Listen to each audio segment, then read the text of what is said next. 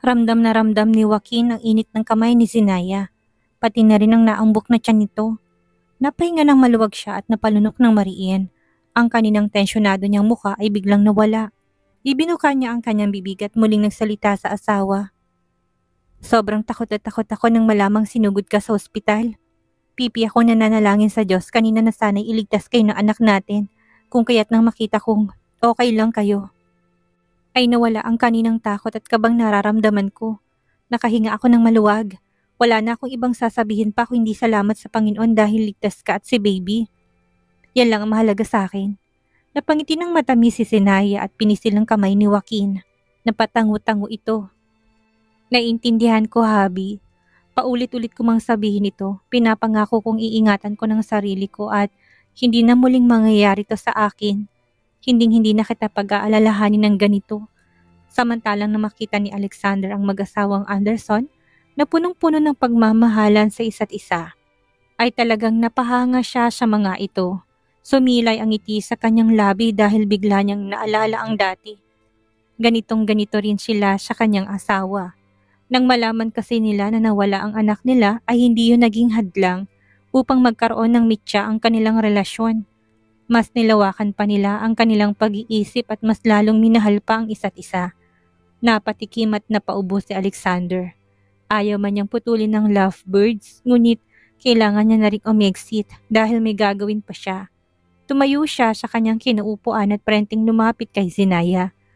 Mrs. Anderson, mukhang okay ka na rin naman. Mauna na ako at may gagawin pa akong importanteng bagay. Yung sinasabi mong deal sa akin, pag-iisipan ko muna yon. Tatawagan na lamang kita bukas upang sabihin ang desisyon ko. Maraming salamat at magpagaling ka.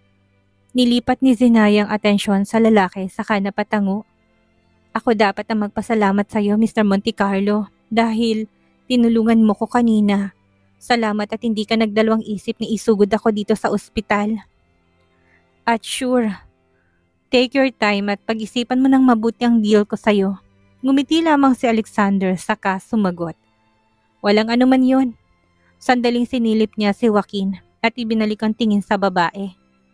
Mauuna na ako, Mrs. Anderson. Salamat ulit and you're welcome. Nang mawala sa hallway ang presensya ni Alexander ay sandaling kumunot ang noon ni Joaquin.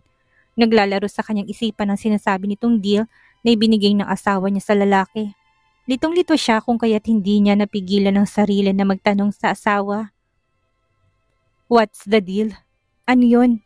Napangiti lamang si Zenaya at nagpaliwanag sa asawa. Matagal ko nang pinag-isipan ito kung kaya't binigyan ko siya ng isang deal. Alam naman natin na wala namang atraso sa atin si Alexander kung kaya't nakakapagtaka kung bakit kinakalaban tayo ng lalaking yon. Ang hirap ding isipin na wala naman tayong utang sa kanya kung kaya't bakit ginugulo niya tayo, hindi ba? Isa pa, kilala si Alexander bilang isang mabait at respetadong negosyante. Pumapanig din ito sa kabutihan, hindi sa kasamaan. Matapos maisip yon, isa lamang ang naisip kong rason kung bakit niya ginagawa sa atin yon. Alam kong tinutulungan nito si Kendricks Ford upang mapabagsak ka.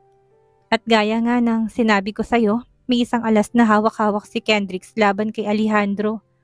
Kung kaya't lahat ng gusto nito'y ginagawa ng lalaki.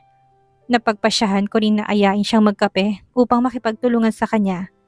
Lahat ng sinabi ko, kinumpirma niyang tama at base sa kanyang reaksyon kanina nung sinabi kong magtulungan tayo. Upang mapabagsak si Kendricks ay alam kong tinatanggap nitong alok ko.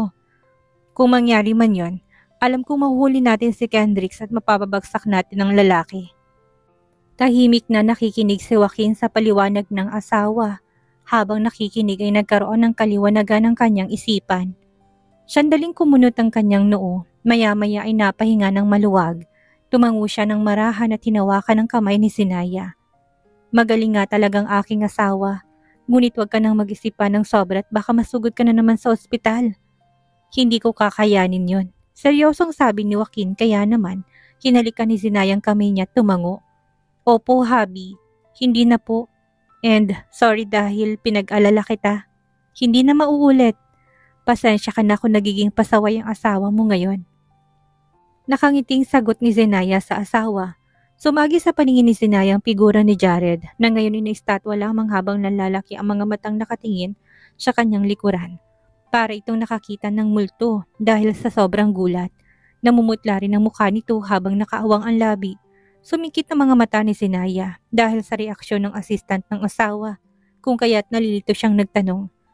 Anong nangyari sa'yo, Jared? May problema ba? Sandaling nanginig ang labi ni Jared at sinulyapan si Sinaya, matapos nun tumingin ulit ang lalaki sa nakaupong amo. Hirap mang ilabas ang mga salita sa bibig nito ay pinilit nito ang sarili. Nanginig ang katawan ni Jared at dahan-dahang tinuro ang amo. Mangiyak-ngiyak din itong tinignan si Joaquin. Si boss, nakita kong tumayo kanina. Tumayo siya sa pagkakaupo sa wheelchair niya. Natahimik ang paligid nang magsalita si Jared. Hindi rin makapaniwalang tinignan ni Sinaya ang lalaki. Para bang nahintong mag-function ang kanyang utak dahil sa narinig.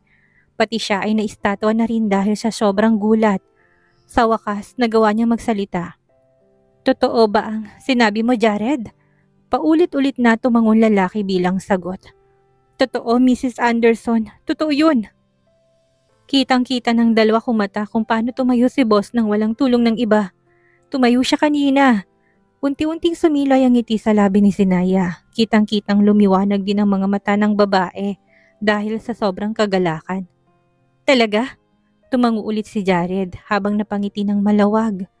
Talagang-talaga po. Napaskwat si Sinaya sa harap ni Joaquin. Hinawakan ng babae ang magkabilang pisngi ng asawa. Narinig mo yun, Habi? Nakatayo ka nang walang suporta sa iba. Tumayo ka. Masiglang sabi ni Sinaya sa asawa. Hindi makapaniwala si Joaquin. Lumiwanag din ang mga mata ng lalaki dahil sa sobrang kagalakan. Litong-lito siya kanina ngunit nang marinig ang sinabi ng asawa, ay agad na naproseso ito. Napasulyap siya sa hita saka ibinalik ang tingin kay Sinaya. Naiiyak siya habang nakatitig sa mga mata ng asawa. Kahit na ilang segundo lamang yon, alam niya't naalala niyang napatayo siya kanina. Isang segundo, subalit sobrang saya na niya at mas lumaki pang pag-asa niyang makalakad ulit. Ngayon ay may nakikita na siyang liwanag sa kadiliman. Nanginginig man ngunit pinilit niyang magsalita. Para siyang isang batang nagsumbong sa ina habang naiiyak na nakatingin sa asawa. Wife, nakatayo ako. Tumayo ako kanina. Tumulang luha ni Joaquin sa kanyang mapupulang pisngi. Isang hindi mapigilang hagulhulang ginawa ng lalaki at sapat na marinig ni Sinaya mula sa asawa. Ganon din si Sinaya, tahimik na umiiyak din ito habang nakatingin sa asawa ngayon. Umiiyak siya dahil sa sobrang tuwa nang malamang nakatayo na ang kanyang asawa. Niyakap niya ito ng mahigpit at sinubsob ang mukha sa leeg ng lalaki. Habi, sobrang nakaka-proud ka. Hindi na sayang ang paghihirap mo. Sobrang masaya ako para sa iyo. Napatango na lamang si Joaquin at nagpasalamat sa asawa. Habang nasa biyahe si Jared, ang driver at ang mag-asawa naman ay nasa likuran. Seryosong binabasa ni Joaquin ang resulta ng check-up ng asawa habang malalim ang isip kung saan ba siya nagkulang sa pag-alaga sa mag-ina niya. Nang mapansin ni Sinaya ang seryosong mukha ng asawa, ay hinawakan niyang braso nito sa kanginitian. Okay na ako, Habi.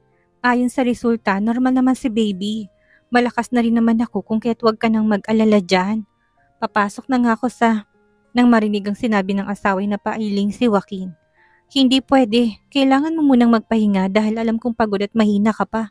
Kakaalis mo pa lang sa ospital ngayon kaya no work ka muna. Seryosong pagkakasabi ni Joaquin sa asawa kung kaya't napahinga ang babae ng malalim. Sinulyapan ni Joaquin si Jared. Jared, diretso tayo sa mansyon. Tumango si Jared at sinunod ang amo. Napasimangot na lamang si Sinaya at napailing. Naintindihan niya naman ng asawa. Alam niyang nag-aalala lamang ito sa kanya. Naramdaman niya ang kamay ni Joaquin sa kanyang tiyan at sandaling hinimas yun. Lumalaki ng baby natin, kaya naman mas mag-iingat na rin tayo at masyaalagaan pa kita. Hindi ko naman hinihingi na mag-leave ka na muna sa trabaho mo. Gusto ko lang sana na magpahinga ka na muna ng ilang araw para naman bumalik ang lakas mo. I really hope you understand, wife. Malambing ang pagkakasabi ni Joaquin sa kanya kaya napatango na lamang si Sinaya. Alam niya sa puso niya na sobrang nag-aalala lamang si Joaquin. Kung tutuusin, 2 beses na siyang na-ospital sa 1 buwan lang na iyon. Ngumiti siya ng matamis sa asawa. Hinawakan din ng kamay nitong humihima sa kanyang tiyan. Sa katunayan, kailangan nilang magpahinga dahil nakakaramdam siya ng pagod ngayon. Inaantok nga rin siya kung kaya't sinunod niyang gusto ng asawa. Ilang minuto rin silang nasa biyahe hanggang sa makarating sila sa mansyon. Nang makababa ay nalalayan pa rin siya ni Joaquin. Biglang sumagi sa kanyang isipan na meron pala tong trabaho ngayon. Ngayon lang din niya napansin na hindi si Butler dyan ang nagdadrive kundi ang assistant nitong si Jared. Wait, hindi ba't may trabaho ka ngayon? Iniwan mong trabaho mo kanina? Okay na rin naman ako, Habi. Pwede na kayong bumalik sa kumpanya, nakangiting sabi ni Sinaya sa asawa. Talagang maraming importanteng trabahong naiwan si Joaquin sa kumpanya. May meeting din siyang pinakancel, ngunit hindi yun pinagsisisihan ng lalaki dahil mas importante sa lahat ang kapakanan ng asawa at anak. Umiling si Joaquin at seryosong tumingin sa asawa. No, hindi na ako babalik sa kumpanya. Si Jared na rin ang bahala doon, hindi ba Jared? Sandaling sumulyap si Joaquin sa binata kung kaya't mabilis tong napatango bilang sagot. Opo boss, ako nang bahala sa kumpanya. Good. Matapos sa sumulyap kay Jared, binalik din ni Joaquin ang tingin sa asawa. Gusto kong makasiguro na okay lang kayo ng anak natin. Kaya sasamahan kita hanggang sa makatulog ka. Hindi mapigilan ni Sinayang matawa ng mahina. Weeks pa lang naman akong buntis, Habi. Hindi ko pa nga nararamdaman ng baby nating sumipa. Maliit pa rin lang naman ang umbok sa aking tiyan. Okay lang ako. Bumalik ka na. Inaantok lang naman ako ngayon. Yun lang. Magiging malakas na ako kapag nagkaroon na ako ng sapat na tulog. Strong kaya ang asawa mo. Ipinakita pa ni Zinayang maliliit na muscles niya sa braso kung kaya't natawa rin ng mahina si Joaquin. Maya-maya'y sumeryoso. No wife, I will stay until you fell asleep. Doon lang ako aalis kapag nakita ko mahimbing ka ng natutulog. Nang makitang seryoso nitong mukha at buang loob na sasamahan nga siya'y napatango na lamang si Sinaya. Sumilay ngiti sa labi ni Sinaya at hinawakan ng kamay ng asawa. Sige na nga, let's go. Talagang tinatrato mo na akong bata ngayon. Ngumuso si Sinaya sa asawa. Nasa harapan si Sinaya ni Joaquin at nakapamewang na yumuko ito. Napatitig siya sa mata ng asawa kung kaya't unti-unting namulang pisngi ni Joaquin. Sobrang lapit kasi nila sa isa't isa. Yumuko si Joaquin dahil sa sobrang hiya. Na makitang ekspresyon ng asawa, gumisi lang si Sinaya saka napailing. Hinalikan na lamang ni Sinaya ang labi ni Joaquin na mabilis at kumindat dito. Hindi na hinintay pa ni Sinaya si Joaquin na makapag-react at dali-daling pumasok sa loob. Sinalubong siya ni Greta na may pag-alalang muka. Nalaman din kasi ng dalaga na na-admit si Sinaya sa ospital dahil tinext siya ni Jared. Inutusan kasi ni Joaquin si Jared na i-text si Greta na maghanda ng isang mainit na sopas at magpainit ng tubig sa bathtub bago pa man sila makarating sa mansyon. Ate Sinaya, sinalubong ng dalaga ng yakap si Sinaya kaya ginantihan niya na lamang ito ng babae. Ate Sinaya, maraming salamat naman at ligtas kayo ni baby. Nalaman ko po kasi kay Jared na sinugod ka raw sa ospital. Sobrang nag-aalala po ko sa inyo. Kita ni Sinaya ang pamamasa ng mata ni Greta. Nang sandaling kumala sila ng yakap sa isa't isa. Okay lang kami ni baby Greta. Malakas ang mommy niya kaya malakas din si baby. Tumawa ng mahina si Sinaya at nang makitang okay talagang amo ay nakahinga ng maluwag si Greta. Sabi ni Kuya Joaquin, magluto daw ako ng paborito mong sopas. Nagpainit din ako ng mainit na tubig sa bathtub upang maganda ang tulog mo mamayang gabi. Kumain muna kayo ng sopas ate habang mainit pa to. Sige, aakyat muna ako sa itaas at magpapalit ng damit. Naroon sa labas ang Kuya Joaquin mo, kausap si Jared.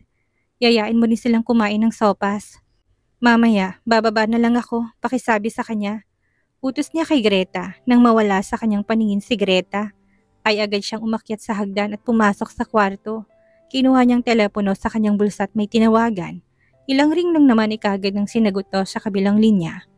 Hello Dr. Grayson, si Sinaya po ito. Mrs. Anderson, napatawag kayo. Meron na bang improvement sa kondisyon ng iyong asawa? Yes. As a matter of fact, kanina lang nakatayo ng aking asawa. Ngunit ilang segundo lang yun at sobrang tuwang-tuwa kami. Alam kong malapit na makalakad ang aking asawa, Dr. Grayson. Kinuwento ni Sinayang lahat na nangyari sa asawa at nang marinig ni Dr. Grayson ng magandang balita, pati ang lalaking doktor ay tuwang-tuwa. Napakagandang balita nga niyan, Mrs. Anderson. Minsan kasi nadadal ang ating katawan dahil sa tinatawag na adrenaline rush, wherein ang ating emosyon ay sobrang lakas kung kaya't nabibigyan tayo ng superhuman strength. Halimbawa, sa nangyari ngayon sa asawa mo ngayon, nalaman niyang sinugod ka sa ospital, alam niyang napunitan ka at takot na takot siya dahil yun sa matinding pag-aalala niya sa'yo. Ikaw lang ang naiisip niya sa mga oras na yun kung kaya't walang gustong gawin ng asawa mo, kung hindi ang lapitan ka. Yung trauma niya, nakalimutan niya dahil siya pag-aalala sa'yo. Tipong nalabanan ng pag-aalala niya sa'yo ang psychological incapacity nito. Kung kaya't sumobra sa limitations siyang lakas niya. This is a good sign, Mrs. Anderson. What do you mean, Doc? Tanong ni Zinaya, sandaling naguluhan sa sinabi ng doktor. Meaning mas malakas at makapangyarihan ng pagmamahal o ang nararamdaman ni Mr. Anderson sa'yo. At sigurado akong dahil dito mas madadaling paglalakad ng asawa mo. Naalimpungatan si Zinaya dahil sa ingay na nanggagaling sa labas ng kwarto. Mahinang katokyo na nanggagaling sa pinto. Napalingon siya sa kanyang tabi at nakitang wala na ang tao doon. Mukhang bumalik na rin si Joaquin sa kumpanya.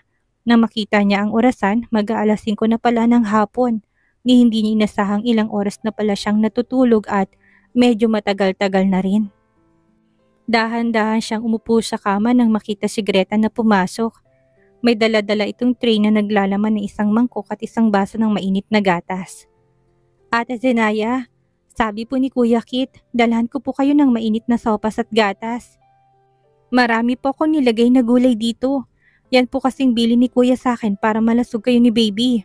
Pinaghiwa ko na rin po niya ng mga prutas bago po siya umalis kani-kanina lang. Munting sabi ni Greta na para bang kinikilig ito. Ngayon ko lang po talaga nakitang ganun si Kuya Kit. Simula nung ilang buwan siyang naaksidente. Grabe, nakakatakot po siya pero nung nakilala ka niya, bigla to nagbago.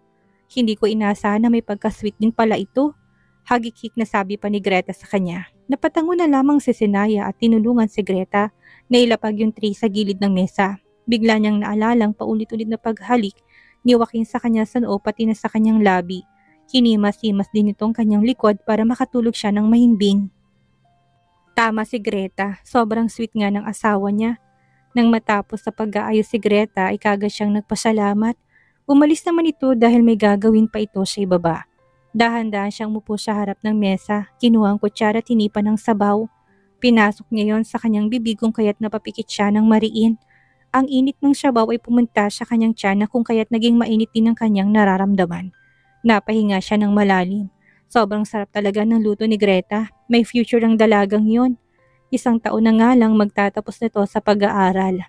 Nurse ang kinuha ni Greta at kapag nakapasa ito sa licensure exam at maging isang registered nurse, ay kukunin niya ang dalaga.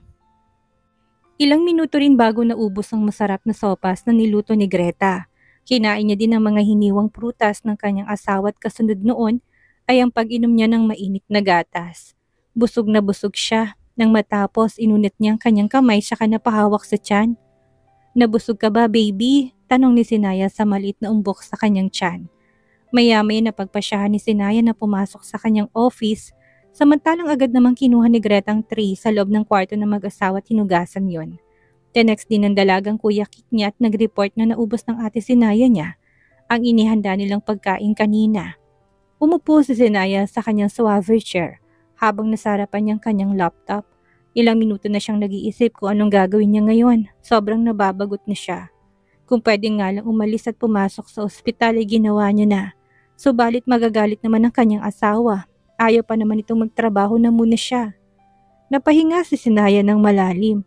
Dahan-dahan binuksan ng laptop.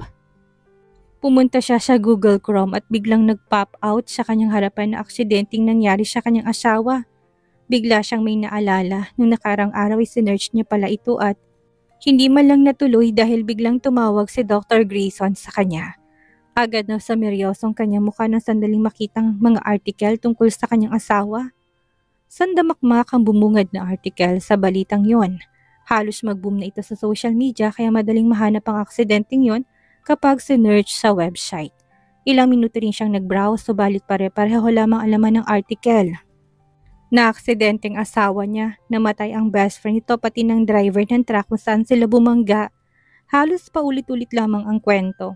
Isa lamang ang napansin niya, walang date at time ang nangyaring aksidente. Wala ring litrato o kung ano man ang video.